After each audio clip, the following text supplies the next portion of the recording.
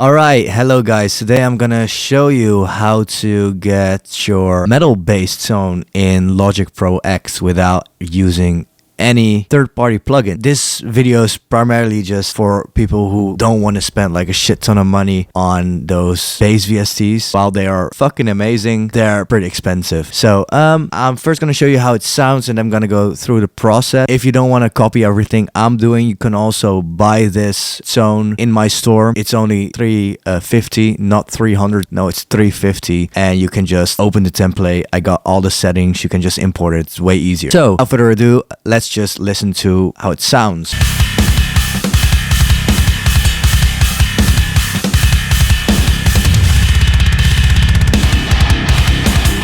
As you can hear, it's like very clanky, and it's not like the popular tone nowadays is that ding wall with the dark gloss sound, which is very nice as well, but I prefer the clanky sound. So yeah, let's go through this. I'm gonna show you how I got this tone. So we're gonna start off. I'm gonna disable all the plugins first, duplicating our bass track 3 times. We got a low end, a high end, and an extra distortion one. I'll just show you how it sounds without any processing.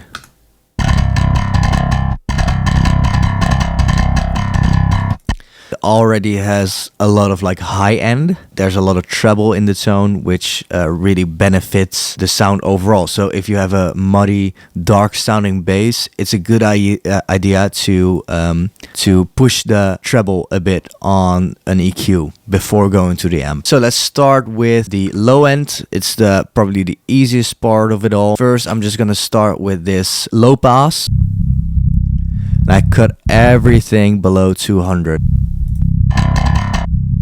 Then I put a limiter on it to keep it a bit more in control. As you can see, it cuts some parts where it really pops out, if that makes sense. Alright, let's go to the fun part. We're gonna start with the high-end distortion. If you buy this, you're gonna get 2 amps. I'm just gonna do 1 because I think this one sounds the best. It's a guitar amp. Like a lot of like modern metal productions use guitar amps for their distortion sound, because it just, like, especially these kind of more vintage ones sound just very clanky. It's the Brown Stack Distort.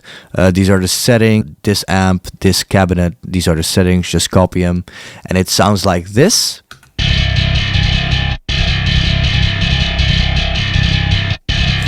Already very clanky in my opinion. I love it. Then we have to cut out the low end. So this is the EQ I made, and I can just copy it again. I cut it around the same number as I cut the low end, which is around 200, and I cut out some mids and 4K and some highs to leave some room for cymbals and stuff. You can hear it's only high. And then we finish with a limiter again, of course, just trimming off the excess. And there's a second one that's a little bit less distorted. Last but not least, I got this distortion track, which is essentially just a grid pedal with these settings, an EQ again, of course, and a limiter. Especially you can use this in your whole song or just on the heavier breakdowns. It really gives like a little more edge to it. So this is the high end without the distortion, and this is it with it.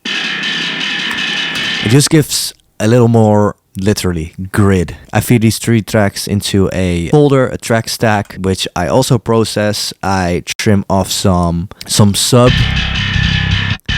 I cut out some low end to keep some room for the kick drum, and then I put on this compressor, which really like glues it together. And then we finish with a limiter, which you can adjust. And that's the bass tone. Is very simple, but you don't like need a lot to achieve a great bass sound. And remember, 50% of your guitar tone is your bass tone, especially in a modern metal mix like this.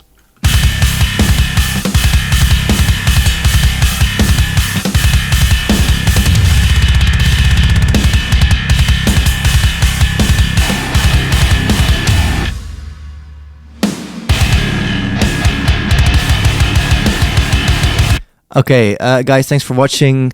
I hope you enjoyed this video. You can buy the tone if you want. You can copy it, do whatever you want. If you want to support me, feel free to buy it. And don't forget to subscribe. Okay, love you all. Bye.